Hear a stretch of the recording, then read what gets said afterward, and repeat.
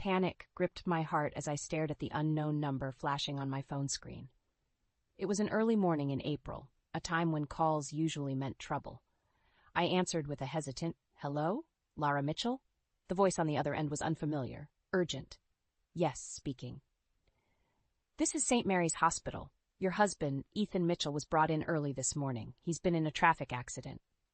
The world seemed to tilt on its axis. Ethan, my husband of 6 years, the man who promised to grow old with me, now lying in a hospital bed. My mind raced with questions, but my voice was a mere whisper. Is he okay?"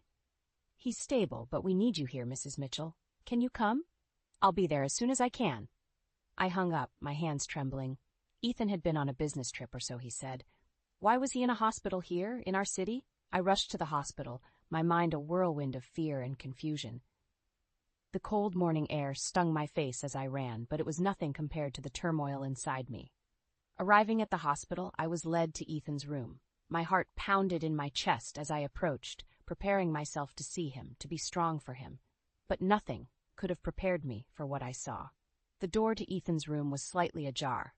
I pushed it open, expecting to find Ethan alone, injured, vulnerable.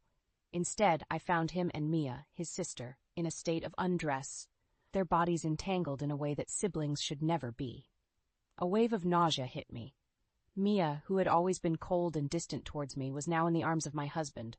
Their betrayal was a visceral blow. "Ethan?" My voice broke the silence, thick with disbelief and disgust. Mia turned, her eyes wide with shock. Ethan followed, his face a mask of guilt. "Lara, this isn't what it looks like," Ethan stammered, but his words were empty, meaningless. I couldn't listen anymore. I fled the room. Each step away from them felt like a step out of a nightmare. But this was no dream. It was a harsh, cruel reality. In the empty corridor, my thoughts raced. Ethan and Mia together? It was unthinkable, yet the evidence was undeniable. My marriage, my trust, my entire world had been shattered in an instant. And as the initial shock subsided, a fiery anger took its place. They had betrayed me, humiliated me, but I wouldn't let them get away with it. I would make them pay for their deceit. With a newfound resolve, I walked away from the room, away from the life I thought I knew. I was no longer the naive, trusting wife. I was a woman scorned, and I would have my revenge. The evening sun cast long shadows across my living room, but the darkness creeping into my heart was far deeper. Alone, with my thoughts spiraling, I reflected on the past, trying to understand how my life had come to this. Ethan and I met at a mutual friend's party, a chance encounter that blossomed into love. He was charming, attentive, and I thought honest. Our wedding was a dream, filled with promises of a future together. But Mia, she was always a thorn in our relationship. Ethan's older sister by 3 years, she wielded a peculiar hold over him, one that I never quite understood. Her disdain for me was evident from the start. At our wedding, her forced smile didn't reach her eyes, which were cold, calculating. "I'll always be his first love, you know," Mia once whispered to me, a statement that I had dismissed as sibling affection. How wrong I was. As I sat there lost in thought, my phone buzzed. It was Ethan. I answered, my voice cold, distant. "Lara, please let me explain," Ethan pleaded. "Explain? How do you explain betrayal, Ethan, with your own sister?" The words tasted bitter in my mouth. "It's not what you think, Lara. It's complicated." "Complicated? You're right. Betraying your wife with your sister is complicated, disgusting even." Ethan was silent for a moment. "Mia and I, we've always been close. Too close, maybe. But I love you, Lara." "Love? Your love is a lie, Ethan. You've made a mockery of our vows." I could hear the desperation in his voice. "Lara, please. We can fix this. There's nothing left to fix. You've broken everything." With that, I hung up. Tears threatened to fall, but I willed them away. I wouldn't cry for Ethan, not anymore. He didn't deserve my tears. I thought about our life together, the lies woven into the fabric of our marriage. The late nights Ethan claimed were for work, the secretive phone calls, the sudden trips. It all made sense now. Mia's provocations, her sly comments, her outright hostility, it wasn't just jealousy, it was guilt, masked as hatred. And I had been too blind to see it. But no more. I would not be the victim in this sordid tale. They would pay for their betrayal. I would see to that.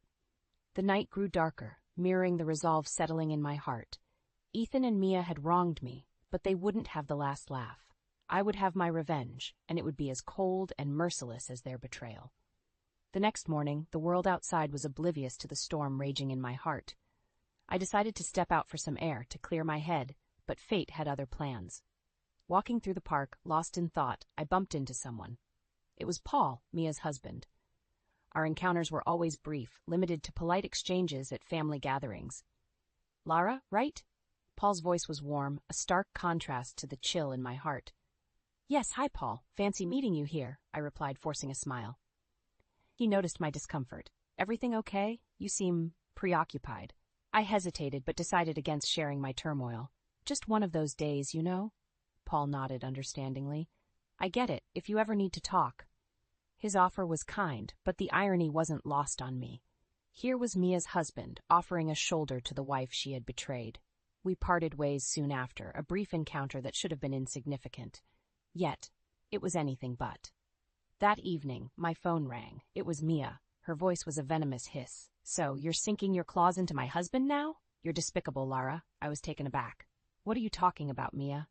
"Don't play dumb. Paul told me he saw you today, plotting to steal him too, huh?" Her accusations were ludicrous.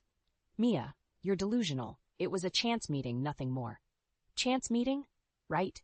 Just like how you chanced upon Ethan?" Her words stung, but I kept my composure. "Mia, your paranoia is showing. Unlike some people, I respect the sanctity of marriage." There was a pause, then Mia spat. "You'll pay for this, Lara. Mark my words." The call ended, leaving me in stunned silence. Mia's delusions knew no bounds. First, she betrayed me with Ethan, and now she accused me of trying to seduce her husband. The irony was almost laughable, but her threats were not. Mia had shown her true colors, and they were as ugly as her soul. I realized then that my revenge couldn't be just about Ethan. Mia, too, deserved to face the consequences of her actions. Her betrayal was a double-edged sword, and I would ensure it cut her just as deeply as it had cut me. My resolve hardened. Ethan and Mia had started this game, but I would be the one to end it, and I would play to win. The days following were a blur of anger and disbelief. Ethan's supposed business trip loomed large in my mind, a lie that had shattered my trust. Then one evening, as I sat alone in our once happy home, Ethan called. His voice was cautious, laced with guilt. "Lara, I'm sorry. I should have told you the truth." "The truth? Now you speak of truth?" My voice was icy, sharp. "I wasn't on a business trip. I was with Mia." The admission hit me like a physical blow. "With Mia? You lied to me, Ethan. You lied and betrayed me in the worst way possible." Ethan sighed, a sound of defeat. "I know, and I'll regret it for the rest of my life. But I need you to understand. It's not what you think. Not what I think. You and Mia together while you told me lies? What else is there to think, Ethan?" "Lara, please, let me explain. It's complicated." "Complicated? That's your excuse? Your betrayal is simple and clear. You chose Mia over your wife. There's nothing complicated about that." Ethan was silent for a moment. Then softly he said, "I'm so sorry, Lara. I never meant to hurt you. Sorry doesn't undo what you've done. It doesn't erase the betrayal, the lies. I know, and I'll do whatever it takes to make this right. Make this right. There's no making this right, Ethan. You've broken everything." I hung up, my heart pounding with rage and sorrow. Ethan's confession was a cold reminder of the deceit that had been my marriage. The next day, I received a call from Mia. Her voice was smug, triumphant. "I heard you talk to Ethan. Finally accepted the truth?" "Accepted the truth? Mia, you and Ethan have destroyed any truth that existed between us." "Oh, poor Lara. Always playing the victim. You know, Ethan always belonged to me. You were just a temporary distraction." Her words were like venom. "Temporary distraction? I was his wife, Mia. What you did, it's unforgivable." Mia laughed, a cold, heartless sound. "Unforgivable? Please, we're in love. That's all that matters." "Love, what you and Ethan have is not love. It's a sick, twisted betrayal. Call it what you want, but Ethan is mine now. You should just move on, Lara." "Move on? Oh, I'll move on, Mia, but not before I make sure you and Ethan pay for what you've done." Mia's laughter echoed in my ears as I ended the call. They thought they had won, that they could just walk away from the wreckage they had caused. But they were wrong. I would have my revenge. Ethan and Mia would rue the day they decided to betray me. The game had just begun, and I was more determined than ever to emerge victorious. The revelation of Ethan and Mia's affair was like a wound that wouldn't heal. But wounds turn into scars, and scars are a testament to survival. I was ready to confront them, to face the truth head-on. I arranged to meet Ethan at a quiet cafe, a neutral ground for the storm that was brewing. He arrived looking weary, the weight of his guilt etched on his face. "Lara, thank you for meeting me," Ethan began, his voice tinged with a hope I didn't share. "Save it here for pleasantries. I want answers." Ethan nodded, resigned. "I owe you that much. Ask anything." "Why? Why her? Why Mia?" Ethan sighed, a deep, troubled sound. "It's complicated. Mia and we've always had this connection. It's hard to explain." "Try me," I challenged, my voice laced with bitterness. "It started when we were kids. It was innocent at first. But as we grew older, it changed. We knew it was wrong, but we couldn't help it. And you thought you could just keep this a secret? Marry me and pretend everything was normal?" Ethan looked down, shame written all over his face. "I thought I could put it behind me. I thought I loved you enough to forget about Mia. I was wrong." "You were wrong about a lot of things," I said coldly. "I know, and I'm sorry, Lara. I never meant to hurt you." "Sorry doesn't cut it, Ethan. You've ruined everything. Our marriage was a lie." Ethan reached out, but I recoiled. "I can't be near you, Ethan. Not now. Not ever. This is over."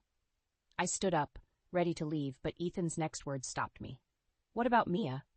Are you going to confront her too?" I turned, a plan forming in my mind. "Mia will get what's coming to her. I'll make sure of it." Ethan's eyes widened, a flicker of fear passing through them. "Lara, what are you planning?" "That's for me to know and you to find out. Just watch your back, Ethan."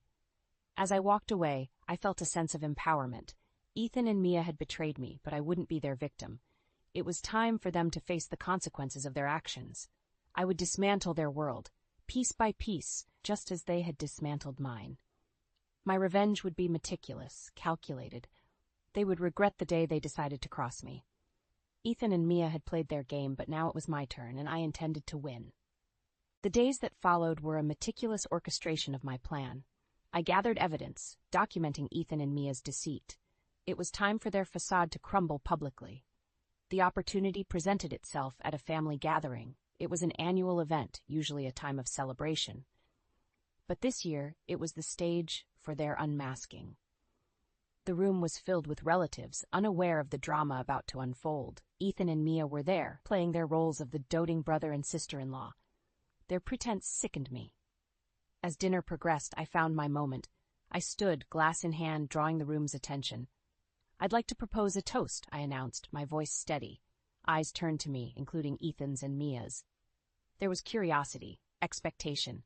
I met Ethan's gaze, saw the flicker of fear in his eyes. "Good. To family," I began. "A bond that should be treasured, not betrayed." Murmurs of agreement filled the room. I continued. "But sadly, not everyone here shares that sentiment." The room quieted, sensing the shift in tone. Ethan's face had drained of color. Mia's eyes were wide, panicked. "I recently discovered a betrayal," I said, my voice rising. "A betrayal by two people in this room." Whispers erupted. I held up my phone, displaying the evidence I had collected. Messages, photos, undeniable proof. Ethan and Mia have been having an affair that shattered a marriage and mocked the sanctity of family. The room erupted in shock and disbelief. Ethan and Mia tried to protest, but their words were drowned out by the uproar. Their mother, standing in stunned silence, finally spoke. "Is this true?" Ethan lowered his head, unable to meet her gaze. Mia, defiant even now, said nothing. "You've disgraced this family," their mother said, her voice trembling with anger. "You've disgraced yourselves." The rest of the evening was chaos. Relatives confronted Ethan and Mia, their outrage palpable. I watched, a bittersweet satisfaction settling in me. They were finally seeing Ethan and Mia for who they truly were. As the party disbanded, the weight of what I had done began to sink in. I had exposed them, yes, but at what cost? The family was in turmoil. The once happy gathering turned into a scene of betrayal and shame. But as I left, I knew one thing for certain. Ethan and Mia would no longer bask in the comfort of their lies. They were now outcasts, their deceit laid bare for all to see. My revenge was far from over, but this was a start to reclaiming my life and my dignity. In the aftermath of the public revelation, I watched as Ethan and Mia's world unraveled. Their betrayal was no longer a private agony, but a public spectacle. It was time for legal retribution. I met with a lawyer, a woman known for her ruthlessness in the courtroom. As I explained my situation, her eyes sharpened, a predator sensing the vulnerability of its prey. "We'll go for a full divorce settlement," she said, her voice confident, "and considering the circumstances, a substantial compensation for emotional distress." "And Mia?" I asked, my voice steady. "We'll file a civil lawsuit against her for alienation of affection. It's a strong case, especially with the evidence you've gathered." I nodded, a sense of vindication filling me. Ethan and Mia would pay, not just socially, but financially. The legal proceedings were a whirlwind. Ethan was cooperative, beaten down by guilt and public shame. He agreed to the divorce and the financial settlements without contest. But Mia was another story. In court, she was defiant, refusing to acknowledge her role in the destruction of my marriage, but the evidence was overwhelming and the judgment was swift. Mia was ordered to pay a significant sum for her part in the affair. The courtroom was a cold place, filled with legal jargon and the sterile scent of justice. But as the gavel slammed down, declaring the verdict, a wave of relief washed over me. It was over, at least legally. But the real victory came later. Mia's life unraveled rapidly. Her marriage to Paul ended in a bitter divorce, and her reputation was left in tatters. The financial strain of the lawsuit and divorce settlements left her struggling, a shadow of the arrogant woman she once was. Ethan, too, faced his consequences. The divorce took a toll on him both emotionally and financially. He reached out to me once, a feeble attempt at reconciliation, but I shut him down. There was no going back, not after everything that had happened. As I rebuilt my life, I realized that my revenge had come at a cost. I had won, but the victory was bittersweet. Ethan and Mia were paying for their betrayal, but the family was fractured, the joy of our gatherings a thing of the past. But amidst the ruins, I found a sense of peace. I had stood up for myself, fought back against those who wronged me. My heart was healing, slowly but surely. Ethan and Mia had taken so much from me, but they couldn't take my spirit. I was moving forward, stronger and more resilient than before. Their betrayal was a part of my past, but it would not define my future. The legal battles were over, and the dust of my shattered life had begun to settle. I found myself in a new apartment, smaller but cozier, filled with a sense of my own identity. It was a fresh start, a place untainted by the memories of Ethan and Mia. One evening, as I sat on my balcony overlooking the city lights, my phone buzzed. It was a message from Ethan's mother, a woman I had always respected and who had shown me nothing but kindness throughout the ordeal. "Lara, can we meet for coffee? I need to talk to you." I agreed, curious and a little apprehensive. We met at a quiet cafe, the same place where I had confronted Ethan months ago. She looked older, the strain of her children's actions etched on her face. "Lara, I wanted to apologize," she began, her voice tinged with sadness, "for Ethan, for Mia, for everything." "There's nothing for you to apologize for," I replied gently. "You weren't the one who betrayed me." "I know, but I feel responsible. They're my children after all, and I've lost them both." Her pain was evident, and it mirrored my own. They made their choices, and they're facing the consequences. She nodded, tears brimming in her eyes. "I just wish things could have been different." "We all do," I said, feeling a wave of empathy for her. "But we have to play the cards we're dealt." We talked for a while, sharing our grief and our hopes for the future. When we parted, there was a sense of closure, of mutual understanding and respect. As I walked back to my apartment, I felt lighter, as if a weight had been lifted from my shoulders. The chapter of Ethan and Mia was closed, but my story was still being written. I realized that my journey of revenge, though justified, had left scars. But those scars were a testament to my strength, my resilience. They were a part of me, but they did not define me. I began to focus on my career, throwing myself into new projects with a renewed vigor. I reconnected with old friends and made new ones. Life was moving on, and so was I. One day I received a letter from Ethan. He wrote of his regret, his sorrow, and his newfound understanding of the pain he had caused. He wished me happiness, a sentiment that once would have fueled my anger, but now it only brought a sense of pity. I didn't respond. Ethan was a part of my past, a chapter that had ended. I was looking forward, not back. I had learned so much about myself, about my strength and my capacity for forgiveness. I had been betrayed, yes, but I had also grown. I was no longer the naive, trusting woman I once was. I was wiser, tougher, and more independent. As I looked out over the city, a sense of peace settled over me. I had faced the worst kind of betrayal and come out stronger. My future was unwritten, a blank canvas waiting for new experiences, new joys, and new challenges. Ethan and Mia had tried to break me, but they had failed. I was still standing, still fighting, still living, and that was the greatest revenge of all.